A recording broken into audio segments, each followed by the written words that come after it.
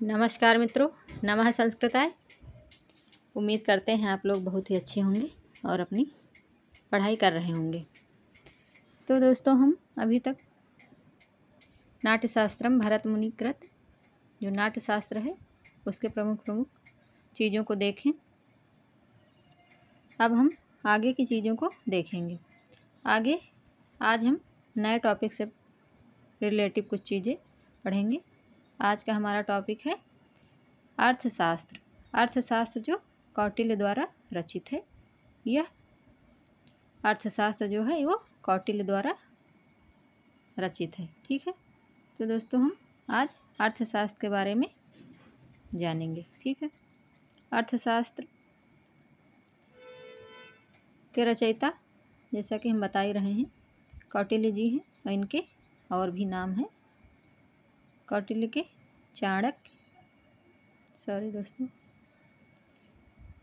चाणक्य, विष्णुगुप्त, ये इनके और भी नाम हैं कौटिल्य के। ठीक है, इन चीज़ों को हमें अच्छे से देखना है, बहुत ही अच्छे से बारीकी से चीज़ों को देखिए, क्योंकि हम यहाँ से बहुत ही अच्छा नोट्स है। आप लोग बहुत ही कायदे से देखिए, बहुत ही अच्छे से देखिए। बार बार इस चीज़ को इसीलिए प्रेशर दे रहे हैं कि आप लोग जितने अच्छे से इसको देखे रहेंगे, यहाँ से क्वेश्चन आपके फंस जाएंगे और आंसर आप सही कर पाएंगे। तो मित्रों, हम देख रहे थे रचयिता कौटिल्य, अर्थशास्त्र या विष्णुगुप्त, ये तीनों नाम कौटिल्य के ही हैं। ठीक है, इनको तीनों नामों को हमें याद रखना है। आगे है हमारा मित्रों रचना। तो अर्थशास्त्र है ही है कौटिल्य जी की, और भी हैं। निबद्ध, यानी कि इसमें कैसे ये निबद्धित है जो हमारा अर्थशास्त्र है।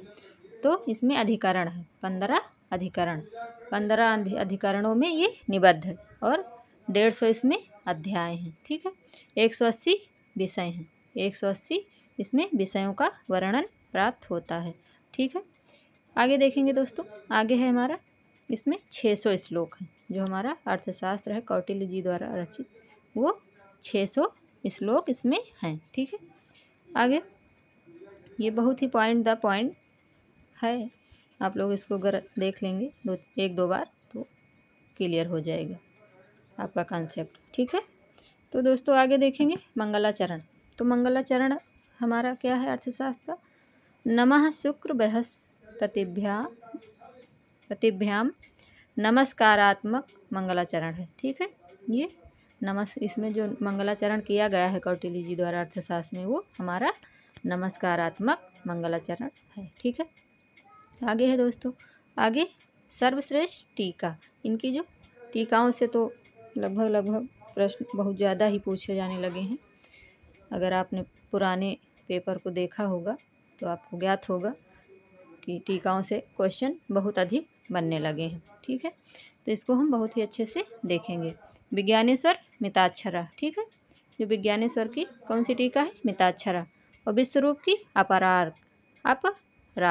ठीक, ये रचनाकाल 300 ईसा पूर्व है। ठीक है, और आगे की टीका जो है प्रतिपद पंजिका, ये भट्ट स्वामी जी की टीका है। ठीक है, ये टीकाओं को हम अच्छे से थोड़ा सा आप लोग देखिएगा। ठीक है, क्योंकि टीकाओं से क्वेश्चन बनते हैं, एनटीए द्वारा पूछे जाते हैं। प्लीज़ आप लोग इसको अच्छे से समझिए। ठीक है, आगे 15 अधिकरण है इसमें। ठीक है, अधिकरणों में यानी कि 15 अधिकरण में ये निबद्ध है। ठीक, आगे है दोस्तों, आगे ये हमारा लिखा हुआ है कि इसमें अधिकरणों के नाम क्या हैं। अधिकरण जो है हमारा बिना अधिकारिक, वो उसमें कितने अध्याय हैं। ठीक है, ये लिखा हुआ है। तो ये बी अधक योग मंडल षड्व्यसन अभिसाम व्रत आदुर्ग औपसानिक तंत्र युक्ति। अगर आप लोग इसको थोड़ा सा शॉर्ट में याद करना चाहते हैं तो इस तरह याद कर सकते हैं। बी अधक योग मंडल षड्व्यसन अभिसाम व्रत आ दुर्ग औपसानिक तंत्र युक्त। तो बी से विनयाधिकारिक, आ से अध्यक्ष प्रचार, धा से धर्म स्थानीय, का से कंटक शोधनम, ठीक है, कंटक शोधनम, ये कंटक शोधनम। और योग से योग वृत्तम, मंडल से मंडल यून, षट से षटगुण, व्यसन से व्यसनाधिकारिक, अभि से अभिस कर्म, साम से संग्रामिक, ये ठीक है, व्रत से व्रत संघ, आ से आबलसीय, दुर्ग से दुर्गो,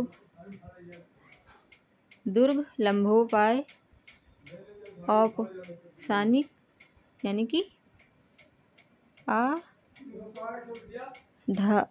आधशनिक, ठीक है, और तंत्र युक्ति हो गया, ठीक है। तो ये हमारे इसमें जो पहला है हमारा, उसमें 15 अधिकरण हैं, ठीक है। तो इस तरह हम देखेंगे और इसको आसानी से याद भी कर सकते हैं, ठीक है। और इसको और इसके भी सीरियल से क्वेश्चन पूछे जाते हैं कि दे देते हैं, ऑप्शन दे देते हैं या फिर ऐसे दे देते हैं, तो पूछ लेते हैं कि कौन सा इनका है, इसमें कौन सा नहीं है, ऐसे करके क्वेश्चन बना देते हैं। तो उसमें अगर आप इसको अच्छे से देखे रहेंगे तो आप बता पाएंगे कि कौन सा छठा है, कौन सा पहला है, कौन सा दूसरा है, ऐसे लाइन से इसको पूछते हैं, ठीक है। आप लोग मित्रों अगर पसंद करेंगे भी हमें कमेंट सेक्शन में बताएंगे तो हम और भी चीज़ें लाने का प्रयास करेंगे, ठीक है। आप लोग लेकिन कमेंट सेक्शन में बताएं ज़रूर कि आगे आपको क्या देखना है, ठीक है। तो दोस्तों आगे हम देखेंगे, और ये हमारा यहाँ पे जो है नय चंदिका, नय चंदिका ये हमारा माधव यज्ञ की है, ठीक है, टीका, ठीक। ये 4 टीकाओं के नाम हमें अच्छे से याद रखने हैं, ठीक है। आगे देखेंगे दोस्तों, आगे है हमारा, आगे है फर्स्ट, प्रथम यानी कि अधिकरण, प्रथम अधिकरण विनय अधिकारिक, जो विनय अधिकारिक है वो प्रथम अधिकरण है, ठीक है। तो इसमें पहले विद्या के बारे में बताया गया है। तो विद्या की डिफिनेशन बताते हुए बताते हैं हमारे कौटिल्य जी की अन्वीक्षिकी त्रयी वार्ता दंड नीतिस चेत विद्या, ये ठीक है, ये बताते हैं। उसके बाद में फिर मित्रों हमारा हो जाता है मनुस्मृति में भी कहा गया है चारवाक, यानी कि कौन से क्या कौन सी विद्या कौन कौन मानता है, ये चीज़ इसमें बताया गया है, ठीक है। मनुस्मृति वाले अन्वीक्षिकी को नहीं मानते हैं, त्रयी वार्ता दंड नीति ये मानते हैं। चारवाक अन्वीक्षिकी भी नहीं मानता, त्रयी भी नहीं मानता, वार्ता और दंड नीति को मानता है।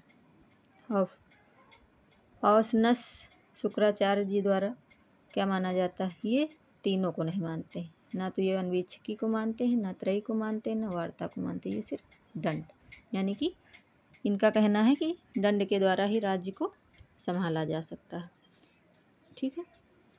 दंड नीति रयो, दंड नीति रैवेक विद्या, ऐसे करके इनका जो शुक्राचार्य हैं इन ये कहते हैं, ठीक है, बताते हैं, ठीक है। ये अन्वीक्षिकी ये हमारा नेट के लिए इम्पोर्टेंट है, ठीक है, यहाँ से क्वेश्चन बनते हैं, ठीक। आगे देखेंगे मित्रों, सांख्य योग लोकायत, लोकायत यानी कि चारवाक, चारवाक के भी बहुत सारे नाम हैं, ठीक। अन्वीक्षिकी, ठीक है, लोक का उपकार करती है, जो लोक है उसका अन्वीक्षिकी जो है वो उपकार करती है, ठीक। आगे है दोस्तों प्रदीप सर्व विद्या नाम, ये सब नेट में क्वेश्चन बनते हैं, इसलिए आपको इसको बहुत ही अच्छे से देखना है और समझना है, ठीक है। ये उपाय सर्व कर्मणा नाम, आश्रय सर्व धर्माणाम, शाश्वत अन्वीक्षिकी मता, ठीक, इस तरह पूछा जाता है, ठीक। आगे है दोस्तों, आगे हमारा त्रयी, त्रयी के बारे में, अन्वीक्षिकी के बारे में हो गया, अब हम त्रयी के बारे में देखेंगे।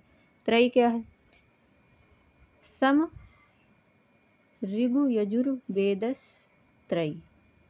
जो हमारा त्रयी है, सामवेद, ऋग्वेद, यजुर्वेद, ये हमारे त्रयी हो जाते हैं।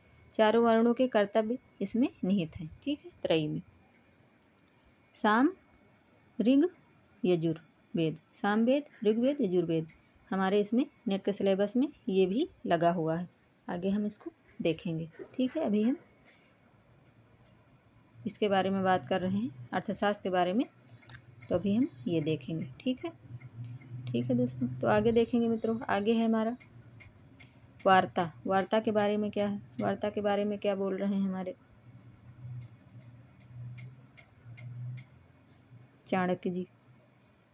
कृषि पशुपालने वाणिज्य च वार्ता, ठीक। वार्ता जो है उसमें कृषि पशुपालन के वाणिज्य च वार्ता, ये वार्ता से प्राप्त होने वाले धन से व्यक्ति स्वपक्ष एवं परपक्ष को सुधार देता है या लेता है, ठीक है। तो ये हमारा हो जाता है। फिर आगे है चौथा, क्योंकि 4 विद्याओं को हमारे कौटिल्य जी मानते हैं, ठीक है, अर्थशास्त्र में। तो दंड नीति, दंड नीति भी मानते हैं। तो दंड नीति के बारे में क्या बोल रहे हैं, दंड नीति, जो दंड नीति है उसके बारे में क्या बोल रहे हैं, तो उसके बारे में एक सेकंड, दंड नीति के बारे में बोल रहे हैं। अन्वीक्षिकी त्रयी वार्ता नाम योगक्षेम साधनो दंडा, ठीक। यानी कि उपयुक्त त्रयी की सुख समृद्धि दंड नीति पर ही आश्रित है, ठीक। जो उपयुक्त चीज़ें हैं ऊपर, यानी कि विद्या हो गया, अन्वीक्षिकी, 4 विद्याओं को मानते हैं। अन्वीक्षिकी, त्रयी, वार्ता, दंड, 3 4, ठीक है। ये 4 अन्वीक्षिकी, त्रयी, वार्ता, दंड नीति, ये 4 विद्याओं को मानते हैं, ठीक है। तो उसमें दंड नीति जो है वही सबसे मेन बताते हैं कि दंड के डर से ही कोई जो भी है वो, यानी कि गलत काम नहीं करेगा। अगर दंड ही हमारे समाज में नहीं दिया जाएगा या राजा के द्वारा नहीं दिया जाएगा तो उसका राज्य अच्छे से नहीं चलेगा। तो इसलिए दंड नीति ज़रूरी है, ठीक है। ये हमारा मित्रों आज हमने देखा थोड़ा सा मेन पॉइंट अर्थशास्त्र में जो बताए हैं कौटिल्य जी, उसको हमने देखा। तो मित्रों आज हम यहीं तक देखेंगे, आगे हम कल के वीडियो में देखेंगे। प्लीज़ आप लोग कमेंट सेक्शन में लिखकर बताएं कि आगे आपको और किसके बारे में देखना और समझना है, तो हम प्रयास करेंगे आगे की वीडियो में बताने का, ठीक है मित्रों। आज हम यहीं तक देखेंगे, इसको आप लोग अच्छे से देखिए और रिवीजन करिए। बाकी आपके पास भी होंगी जो बुक गाइड्स जो भी है और नोट्स, उसको आप रिवीजन करते रहिए और पढ़ते रहिए और अपना वर्क करते रहिए मित्रों। तो फिर आगे की चर्चा हम कल करेंगे। नमः संस्कृताय मित्रों, धन्यवाद। और वीडियो को लाइक और शेयर सब्सक्राइब ज़रूर करें, ठीक है। तो नमस्कार दोस्तों।